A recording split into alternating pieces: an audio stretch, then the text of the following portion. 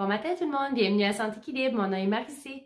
Aujourd'hui, je vous explique pourquoi je quitte officiellement le rêve de l'autosuffisance. On y va. Je parle souvent d'autosuffisance dans mes vidéos et j'ai fait une petite découverte dernièrement qui m'a ouvert l'esprit. Je me suis dit, est-ce vraiment possible d'être autosuffisant au Nouveau-Brunswick? Eh bien, l'autosuffisance signifie ne pas avoir de lien ou de dépendance dans les différents réseaux qui existent. Et ça signifie également de vouloir vivre pratiquement seul et être super indépendant de toute la communauté. Donc, est-ce vraiment mon rêve? Non. Mon rêve n'est pas d'être indépendante de toute la communauté. Au contraire, mon rêve est de devenir encore plus accessible à la communauté. Donc, j'ai commencé à faire quelques recherches et je me suis dit, OK, mais qu'est-ce que je vise dans le fin fond? Ce que je vise dans ma vie de tous les jours, c'est la simplicité. Je veux vivre une vie un peu plus simple, un peu moins complexe, mais détrompez-vous, c'est pas une vie facile. Donc, jardiner, faire des conserves, travailler à partir de la maison, faire des repas santé pour la famille, etc. C'est très complexe, ça prend beaucoup de temps et beaucoup de travail. En regardant des différentes sources, je me suis rendu compte qu'on utilise souvent le mot autosuffisance pour signifier en anglais le terme off-grid. Mais le terme off-grid, ou sans réseau, signifie simplement ne pas avoir d'électricité. Donc, ce n'est pas mon intention de venir un jour sans électricité. Donc, je m'explique. Pour vivre de façon indépendante et être autosuffisant, il faut vivre seul sans différents réseaux. Et les réseaux qui existent, eh bien, c'est le réseau alimentaire, le réseau médical, le réseau d'éducation. On peut parler de réseau d'électricité, on peut parler de réseau de l'eau, etc. Donc, il y a plusieurs différents réseaux qui se placent ensemble pour faire la vie que nous connaissons de nos jours. Donc, est-ce que je suis prête présentement à enlever mon réseau de communication, donc plus avoir accès à l'Internet? Non, je ne suis pas prête à faire ceci. Est-ce que je suis prête à ne plus jamais aller en magasin? Non, je ne suis pas prête à faire ceci non plus. Donc, est-ce que je vise l'autosuffisance? Non.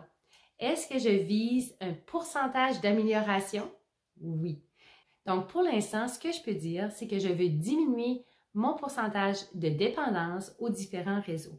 Donc, en parlant d'autosuffisance alimentaire, je peux dire que je veux diminuer le pourcentage de ma dépendance au niveau alimentaire, ce qui veut dire que je peux faire pousser mes propres légumes, je peux faire ma propre mayonnaise, mon propre beurre, etc. Mais est-ce que j'ai encore besoin du lait pour faire mon propre beurre? Oui, évidemment, parce que je n'ai pas de vache laitière à l'extérieur.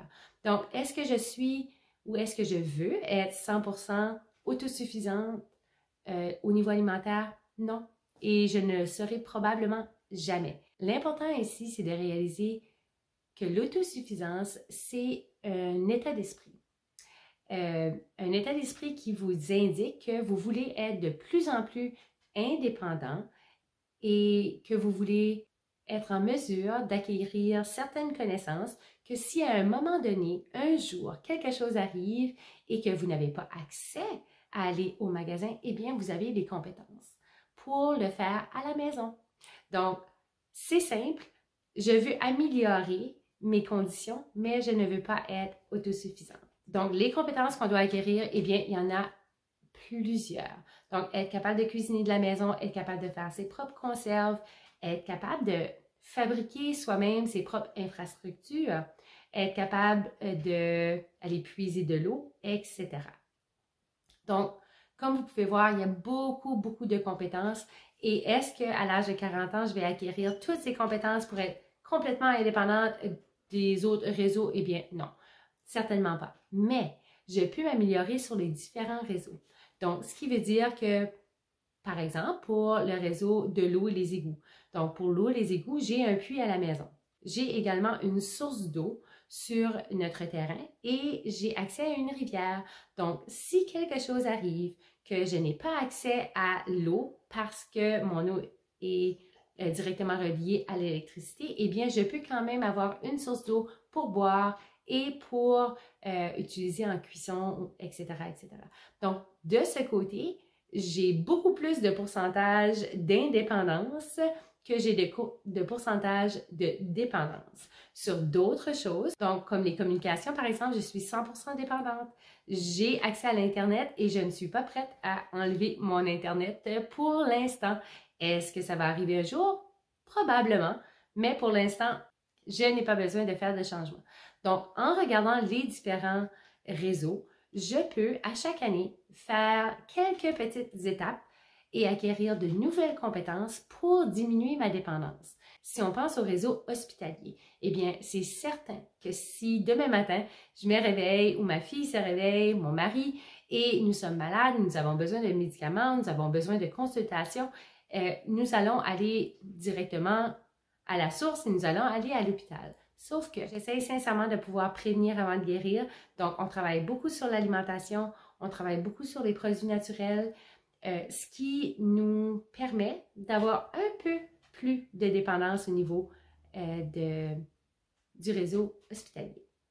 Si on regarde les autres réseaux, eh bien, comme le réseau, par exemple, d'électricité, eh bien oui, nous avons l'électricité à la maison et je n'ai pas l'intention d'enlever l'électricité, sauf que nous avons aussi des sources de chaleur, nous avons des poêles à bois que nous pouvons utiliser, nous avons un camp à l'extérieur que nous pouvons utiliser le poêle à bois, nous avons également une génératrice en cas d'urgence, donc c'est tous des éléments qui nous permettent d'avoir une sécurité si quelque chose arrive. Et le résultat de ceci, eh bien, on économise beaucoup de sous.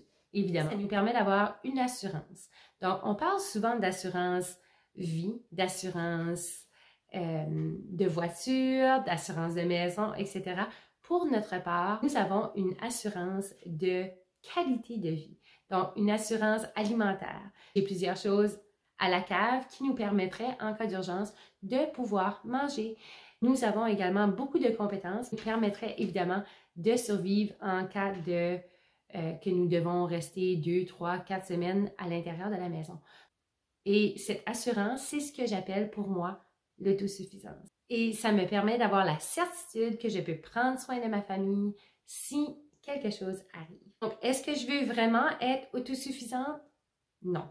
Est-ce que je veux travailler sur l'autosuffisance? Absolument. Je veux vous encourager à regarder les différents réseaux. Et si l'autosuffisance vous intéresse, eh bien, prenez un des réseaux et travaillez à, de 1, acquérir les compétences et de 2, voir quel pourcentage vous pouvez avoir un peu plus d'indépendance au niveau de ce réseau.